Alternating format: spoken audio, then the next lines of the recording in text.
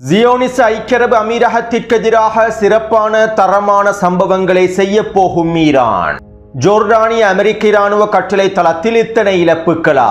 அமெரிக்க அதிகாரிகளும் சிப்பாய்களும் கொல்லப்பட்டிருப்பதனால் ஒட்டுமொத்த அமெரிக்காவும் சோகத்தில் இருக்கின்றதா? அமெரிக்காவினுடைய பாய்லிங் ஃப்ராக் தாக்குதல் திட்டங்களை ஈரான் எவ்வாறு தலைகீழாக மாற்றியுள்ளது? இரவு முழுவதும் குர்திஸ்தான் பிரதேசத்தை பொளந்து கட்டிய ஈரானும் குர்திஸ்தான் பயங்கரவாத பிரிவினைவாத தலைவர்களின் ஈரானுக்கு எதிரான மிரட்டல்களும், தரைமட்டமாக்கப்பட்டு நொறுக்கப்பட்டுள்ள பல போர் விமானங்களும் ஹெலிகாப்டர்களும் ட்ரோன் களஞ்சிய சாலைகளும் முக்கியமான ஆயுத கிடங்குகளும், ஈரானின் இன்னும் இஸ்ரேலி ஆக்கிரமிப்பை இலக்கு வைத்து தாக்குதல்களை ஆரம்பிக்கவில்லை. ஈரானிய உச்ச தலைவர் முஜ்தபா கமேனி அவர்களுடைய அதிரடியான அறிவிப்பும் போரினுடைய அடுத்த கட்டமும். நேற்றிரவு ஈரானிய உச்ச தலைவர் முஜ்தபா கமேனி அவர்கள் அதிரடியான அறிவிப்பொன்றை வெளியிட்டிருந்தார். மாபெரும் கண்ணியமிக்க ஈரானிய தேசமே, உங்களுடைய தியாக தலைவருக்கு நீங்கள் நடத்திய பிரியாவுடை நிகழ்வுகள் ஒரு தனித்துவமான வரலாற்று சிறப்புமிக்க நிகழ்வுகளாகவே அமைந்திருந்தன. தெஹ்ரான், கோம், மஷாட் மற்றும் ஈரானினுடைய ஒவ்வொரு பிரதேசங்களில் இருந்தும் அணிதிரண்டிருந்த கோடிக்கணக்கான மக்களுடைய கண்ணீரும் உங்களுடைய அரவணைப்பும் உறுதியான மன உறுதியும் ஈரானிய தேசத்தின் நண்பர்கள் மற்றும் உலகம் முழுவதும் இருக்கக்கூடிய சுதந்திர மக்களிடத்திலே போற்றுதல்களை பெற்றுள்ளது. மேலும் தியாக தலைவருக்கு மரியாதை செலுத்தும் நோக்கத்தோடு கோடிக்கணக்கான ஈரானிய மக்கள் அணிதிரண்டிருந்தது எதிரிகளை திகைப்படைய செய்து ஆத்திரமூட்டி கோபத்திற்குள் ஆழ்த்தியுள்ளது. இந்த மாபெரும் நிகழ்வுகளோடு மேற்கொள்ளப்பட்டிருந்த புரிந்துணர்வு ஒப்பந்தத்தையும் பெரிய ஷைத்தான் மீறிவிட்டது. புரிந்துணர்வு ஒப்பந்தத்தில் இருக்கக்கூடிய ஒரு வாக்குறுதிகளையும் பெரிய ஷைத்தான் மீறியுள்ளது. அமெரிக்க ஜனாதிபதியினுடைய கையொப்பம் எவ்வளவு மதிப்பற்றது மற்றும் செல்லாதது என்பதனை இது உணர்த்துகின்றது. அராஜகத்தையும் காட்டுமிராண்டித்தனத்தையும் அமெரிக்க சித்தாந்தத்திலிருந்து ஒரு பொழுதும் பிரிக்க முடியாது. இந்த பெரிய ஷைத்தான்கள் எப்போதும் காட்டுமிராண்டிகளாகவே இருப்பார்கள். மேலும் இந்த பெரிய ஷைத்தான் தற்போது மீண்டும் ஒரு முறை அதனுடைய உண்மையான முகத்தை வெளிப்படுத்தியுள்ளது. தற்போது இந்த பெரிய ஷைத்தான் அமெரிக்க எதிரி போரை மீண்டும் தூண்டிவிட்டான். இன்னும் கடுமையான இழப்புகளையும் மிகப்பெரிய அவமானத்தையும் சந்திப்பதற்கே அவன் முற்படுகின்றான். இதனால் எங்களுடைய அன்புக்குரிய ஈரானிய தேசமும் எதிர்ப்பும் அவர்களுக்கு மறக்க முடியாத பாடத்தை தயார் செய்து வைத்துள்ளார்கள் என்பதனை அவர்கள் நினைவில் கொள்ள வேண்டும். தற்போது நாங்கள் அவர்களுக்கு மறக்க முடியாத பாடத்தையே கற்பிக்கப் போகின்றோம். இதற்கான சில உதாரணங்களை சமீபத்திய நாட்களில் நீங்களே கண்டிருப்பீர்கள். மேலும் ஈரானிய மக்களுடைய வீரத்தை இதற்கு பிறகும் தொடர்ச்சியாக பார்ப்பீர்கள். அதே போன்று ஈரானிய மக்கள் மன உறுதியோடு ஒற்றுமையாக இருக்க வேண்டும். முன்பு பல முறை நினைவூட்டப்பட்டதை போன்று நீங்கள் அனைவரும் ஒற்றுமையை பேண வேண்டும். அரசியல் மோதல்களினால் ஏற்படக்கூடிய பிளவுகளை தவிர்க்க வேண்டியது தற்போதைய சூழ்நிலையில் மிக முக்கியமானதாகும். நேர்மையோடும் நல்லெண்ணத்தோடும் இருக்கக்கூடியவர்கள் சில அதிகாரிகளை விமர்சிக்க கூடும். என்னுடைய கருத்துப்படி இந்த விமர்சனங்கள் மதிப்பு மிக்கவை. அதே நேரம் இந்த விமர்சனங்கள் எங்களுக்குள்ளே பிளவுகளை ஆழப்படுத்திவிடக் கூடாது. சமூக ஒற்றுமையிலும் ஒருமைப்பாட்டிலுமே எங்களுடைய வெற்றி இருக்கின்றது. போர்க்களத்திலே வெற்றி கொள்ள முடியாதவர்கள் எங்களுடைய ஒற்றுமையை சிதைத்து சூழ்ச்சி திட்டங்களை மேற்கொள்வதற்கே விரும்புவார்கள். இதனால் நாங்கள் ஆக்கிரமிப்பு எதிரிக்கு இந்த இடத்தை வழங்கிவிடக் கூடாது, இந்த வாய்ப்பை வழங்கிவிடக் கூடாது. எங்களிடமிருந்து எதிரி ஒற்றுமையின்மை என்கின்ற பலவீனங்களை பெற்றுவிடக் கூடாது. மேலும் நாங்கள் இந்த முன்னெச்சரிக்கை நடவடிக்கைகளை முழுமையாக கடைபிடிக்கும் வரை நிச்சயமாக எதிரி தோற்கடிக்கப்படுவான். இறைவனின் உதவியோடு இந்த யுத்த களத்திலே நாம் நிச்சயமாக வெற்றி பெறுவோம் என ஈரானிய உச்ச தலைவர் முஜ்தபா கமேனி அவர்கள் தெரிவித்துள்ளார். அதாவது அமெரிக்காவுக்கும் ஈரானுக்கும் இடையிலான புரிந்துணர்வு ஒப்பந்தம் முடிவுக்கு கொண்டு வரப்பட்டு விட்டது. மேலும் அமெரிக்காவுக்கும் அதனுடைய நண்பர்களுக்கும் ஆக்கிரமிப்பாளர்களுக்கும் சிறந்த பாடத்தினை கற்பிப்பதற்கு ஈரான் முழுமையாக தயாராகவே இருக்கின்றது. அதே நேரம் விமர்சனங்கள் அரசியல் களத்தில் பிளவுகளை ஏற்படுத்தக்கூடாது என்றும் ஒற்றுமையை சிதைத்துவிடக் கூடாது என்றும் இதன் மூலமாக எதிரே சூழ்ச்சி திட்டங்களை ஈரானிய களத்திற்குள்ளே மேற்கொள்வதற்கு திட்டமிடுவான் என்றும் இதற்கு நாங்கள் வழிவகுக்க கூடாது என்றுமே ஈரானிய உச்ச தலைவர் சில முக்கியமான விடயங்களை குறிப்பிட்டுள்ளார். மேலும் ஈரானிய உச்ச தலைவருடைய இந்த அறிவிப்பிலிருந்து போரானது தொடரப்போகின்றது என்பதனையும் எங்களுக்கு தெளிவாக புரிந்து கொள்ள முடியும். அத்தோடு ஈரானிய உச்ச தலைவருடைய இந்த அறிவிப்பை தொடர்ந்து ஈரானிய பாராளுமன்ற உச்ச தேசிய பாதுகாப்பு சபையினுடைய தலைவர் இப்ராஹிம் அசீசி அவர்கள் இவ்வாறு தெரிவித்தார். நாங்கள் மறக்க முடியாத பாடங்களை அவர்களுக்கு வழங்கப் போகின்றோம் என்று ஈரானிய உச்ச தலைவர் கூறியிருக்கக்கூடிய கருத்துக்களை அமெரிக்காவும் ஆக்கிரமிப்பும் தெளிவாக புரிந்து கொள்ளுமாக இருந்தால் இன்றைய தினமே அவர்கள் தப்பியோடி விடுவார்கள். நாங்கள் ஆக்கிரமிப்பு எதிரியை முழுமையாக தோற்கடிக்கும் வரை போராடுவோம். அனைத்து நிலைமைகளுக்கும் நாங்கள் முழுமையாக தயாராகவே இருக்கின்றோம் என இப்ராஹிம் அசீசி அவர்கள் தெரிவித்துள்ளார். இதைத் தொடர்ந்து ஈரானின் காத்தமல் அன்பியா மத்திய கட்டளை தளத்தின் தலைமை தளபதி மேஜர் ஜெனரல் அப்துல்லாஹி அவர்கள் இவ்வாறு தெரிவித்துள்ளார். இனி யாரும் கண்டிராத யுத்த களத்தை ஒட்டுமொத்த உலகமும் காணப்போகின்றது. எங்களுடைய ஆயுதப்படைகள் பேரழிவை ஏற்படுத்தக்கூடிய பதிலடிகளை வழங்குவதற்கு தயாராகவே இருக்கின்றார்கள். புரட்சியின் கொள்கைகளை பாதுகாப்பதில் எங்களுடைய உச்ச தலைவர் முஜ்தபா கமேனி அவர்களுக்கு நாங்கள் முழுமையாக கட்டுப்படுகின்றோம். அவருக்கே நாங்கள் முழுமையாக கட்டுப்படுகின்றோம். அவருக்கு நாங்கள் அளித்திருக்கக்கூடிய உறுதிமொழியை ஒரு பொழுதும் மீறப்போவதில்லை.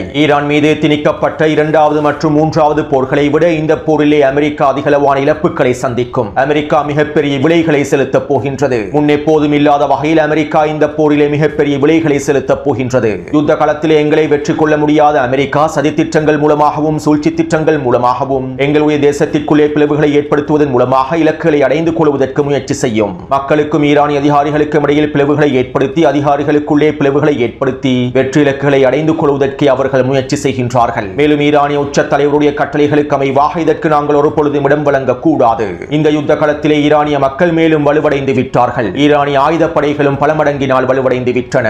எங்களுடைய திறன்கள் பல மடங்கினால் உயர்த்தப்பட்டுள்ளன. மேலும் நிச்சயமாக இவற்றை நீங்கள் யுத்த களத்திலே பார்ப்பீர்கள் என ஈரானின் காத்தமல் அன்பியா மத்திய கட்டளை தளத்தினுடைய தலைமை தளபதி தெரிவித்துள்ளார். அடுத்து ஈரானினுடைய ஏவுகணைகளை முறியடிக்க முடியாமல் சுட்டு வீழ்த்த முடியாமல் அமெரிக்க வான் பாதுகாப்பு அமைப்புகள் வான் பாதுகாப்பு படையினர் சிக்கிக் கொண்டிருக்கக்கூடிய விடயங்களை நேற்றிரவு வெளியிட்ட காணொலியில் குறிப்பிட்டிருந்தேன். இதற்காக ஈரான் ஏவுகணைகளில் பயன்படுத்தியிருக்கக்கூடிய நெனோ டெக்னாலஜி தொடர்பான விடயங்களையும் குறிப்பிட்டிருந்தேன். அத்தோடு இவற்றுக்கு மேலதிகமாக மத்திய கிழக்கு பிராந்தியத்தில் இருக்கக்கூடிய வான் பாதுகாப்பு அமைப்புகளுடைய கையிருப்பும் குறைவடைந்து வருகின்றது. அமெரிக்காவினுடைய தாட் வான் பாதுகாப்பு அமைப்புகளுடைய கையிருப்பும் வேகமாக குறைந்து வருகின்றது. தற்போது மத்திய கிழக்கு பிராந்தியத்திலே 2 தாட் வான் பாதுகாப்பு அமைப்புகள் மாத்திரமே இருக்கின்றன.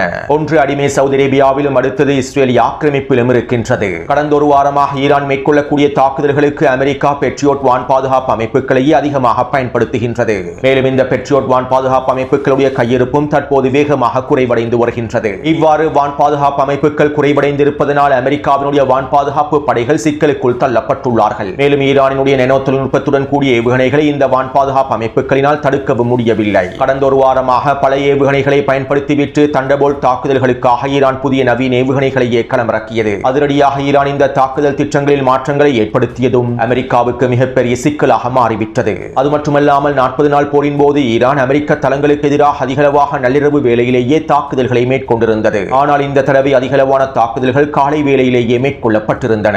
அமெரிக்க தளங்களுக்கு எதிரான 80% தாக்குதல்கள் காலை வேளையிலேயே மேற்கொள்ளப்பட்டிருந்தன. மேலும் ஈரானினுடைய இந்த தந்திரமான மாற்றங்கள் அமெரிக்க இராணுவத்தின் திட்டங்களை செயலிழக்க செய்துள்ளது. எனவே இவ்வாறான காரணங்களின் விளைவாகவே ஈரானிய ஏவுகணைகளை சுட்டு வீழ்த்த முடியாத நிலைமைக்கு அமெரிக்கா தள்ளப்பட்டுள்ளது. அத்தோடு ஈரானின் இஸ்ரேலிய ஆக்கிரமிப்பை இலக்கு வைத்து இன்னும் தாக்குதல்களை மேற்கொள்ளவில்லை என சிலர் கேள்விகளை எழுப்பியிருந்தார்கள். அதே நேரம் குறித்த விடயம் தொடர்பாக பல போலி பிரச்சாரங்களும் மேற்கொள்ளப்பட்டு வருகின்றன. அதிலும் குறிப்பாக இந்த அடிமை அரபுகளுடைய பக்தர்களும் தக்ஃபீரி கருங்குஞ்சுகளுமே இந்த பிரச்சாரங்களை மேற்கொள்கின்றார்கள். ஈரான் இஸ்ரேலிய ஆக்கிரமிப்புக்கு எதிராக 4 தடவைகளுக்கும் எதிரான தாக்குதல்களை மேற்கொண்டு விட்டது. அல்-அக்ஸா வெள்ளப்போர் ஆரம்பிக்கப்பட்டதற்கு பின்பு ட்ரூ பொமிஸ் 1, 2, 3 என 3 தாக்குதல்களை மேற்கொண்டிருந்தது.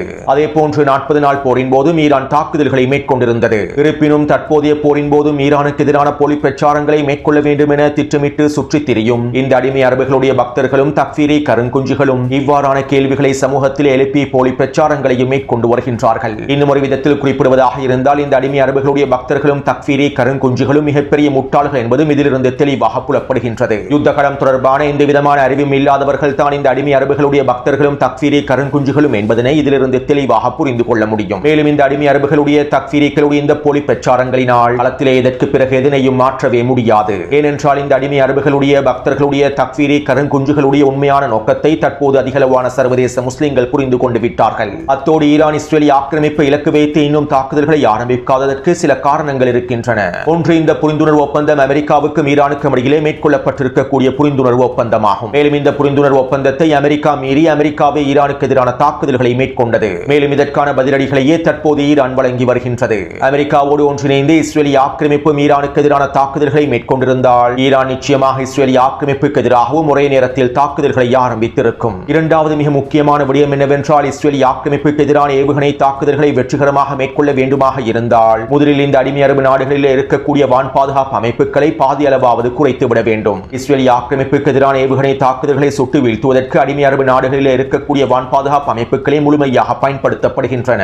அதிலும் குறிப்பாக சவுதி அரேபியாவில் இருக்கக்கூடிய தாட் வான் பாதுகாப்பு அமைப்புகளும் ஜோர்டானில் இருக்கக்கூடிய வான் பாதுகாப்பு அமைப்புகளுமே பயன்படுத்தப்படுகின்றன. எனவே இந்த அடிமை அரபு நாடுகளில் இருக்கக்கூடிய வான் பாதுகாப்பு அமைப்புகளை பலவீனம் அடைய செய்துவிட்டால் இலகுவாக இஸ்ரேலிய ஆக்கிரமிப்பை இலக்கு வைத்து ஏவுகணை தாக்குதல்களை மேற்கொள்ள முடியும். மேலும் இந்த ஏவுகணை தாக்குதல்களில் அதிகளவான விளைவுகளையும் பெற்றுக்கொள்ள முடியும். இல்லாவிட்டால் ஏவக்கூடிய 25 ஏவுகணைகளில் இந்த அடிமை அரபு நாடுகள் 15க்கும் அதிகமான ஏவுகணைகளை சுட்டு வீழ்த்தி விடுவார்கள். இதன் விளைவாக இஸ்ரேலிய ஆக்கிரமிப்பிலே விளைவுகள் குறைவாகவே இருக்கும். இந்த யுத்த காலத்திலே ஈரானுக்கு எதிராக எவ்வாறு தாக்குதல்களை மேற்கொள்ள வேண்டும், ஈரானை முடக்க வேண்டும் என அமெரிக்கா சிறந்த முறையில் திட்டமிட்டிருக்கின்றதோ, அமெரிக்காவுக்கு எதிராகவும் இஸ்ரேலிய ஆக்கிரமிப்புக்கு எதிராகவும் எவ்வாறு தாக்குதல்களை தொடர வேண்டும், இதற்கான படிமுறைகள் எவ்வாறு வகுக்கப்பட வேண்டும் என்பதனை ஈரான் தற்போது தெளிவாக புரிந்து கொண்டுள்ளது. ஒவ்வொரு யுத்த களத்திலும் கற்றுக்கொள்ளக்கூடிய பாடத்திற்கு அமைவாகவே போர்க்களமானது அடுத்த கட்டத்தை நோக்கி நகர்கின்றது. எனவே தற்போதைய நிலைமையில் முதலாவதாக இந்த அடிமை அரபுகளை பலவீனப்படுத்துவதே மிக முக்கியமானதாகும். மேலும் ஒரு கட்டத்தில் இஸ்ரேலிய ஆக்கிரமிப்பும் ஈரானுக்கு எதிராக முழுமையாக களமிறங்கும். அதற்கு முன்பு வான் பாதுகாப்பு ஏவுகணைகளை முழுமையாக பலவீனப்படுத்துவது ஈரானுக்கே சாதகமான சூழ்நிலைகளை ஏற்படுத்தும். எனவே இதற்கமைவாகவே ஈரான் தந்திரமாக காய்களை நகர்த்தி தாக்குதல் திட்டங்களை வகுத்துள்ளது என்பதனை நாங்கள் தெளிவாக புரிந்து கொள்ள வேண்டும். அடுத்து பாகிஸ்தானிய அடிமை மத்தியஸ்தர்கள் தற்போது அறிக்கைகளை வெளியிட்டுள்ளார்கள். மேற்கொள்ளப்பட்டிருக்கக்கூடிய புரிந்துணர்வு ஒப்பந்தத்திற்கு இரு தரப்பினரும் முழுமையான ஆதரவை வெளிப்படுத்த வேண்டும் என்றும், புரிந்துணர்வு ஒப்பந்தத்தை முழுமையாக கடைபிடிக்க வேண்டும் என்றும், இந்த புரிந்துணர்வு ஒப்பந்தத்தை கடைபிடிப்பதன் மூலமாகவே பாதுகாப்பையும் அமைதியையும் ஏற்படுத்த முடியும் என பாகிஸ்தானிய அடிமைகள் கருத்துக்களை வெளியிட்டுள்ளார்கள். அது மட்டுமல்லாமல் பாகிஸ்தானிய அடிமைகள் அவசரமாக சீனாவோடு தொலைபேசி அழைப்புகளை ஏற்படுத்தி சீனாவின் மூலமாக ஈரானுக்கு உச்சழுத்தங்களை வழங்கி வருவதாகவும் தெரிவிக்கப்படுகின்றது. ஈரான் தாக்குதல்களை அவசரமாக நிறுத்த வேண்டும் என்றும், சந்தி பிரதேசத்தை ஈரான் திறக்க வேண்டும் என்றும், தாக்குதல்களை அவசரமாக நிறுத்த வேண்டும் என்றும் சீனாவை பயன்படுத்தி அழுத்தங்களை வழங்கி வருகின்றார்கள். இருப்பினும் இந்த அழுத்தங்களுக்கு ஈரானிய தலைமைகள் எந்தவிதமான பதில்களை வழங்கவில்லை என்றும், இவை தொடர்பான எந்தவிதமான பேச்சுவார்த்தைகளும் மேற்கொள்ளப்படவில்லை என்றும் ஈரானிய ஊடகங்கள் தெரிவித்துள்ளன.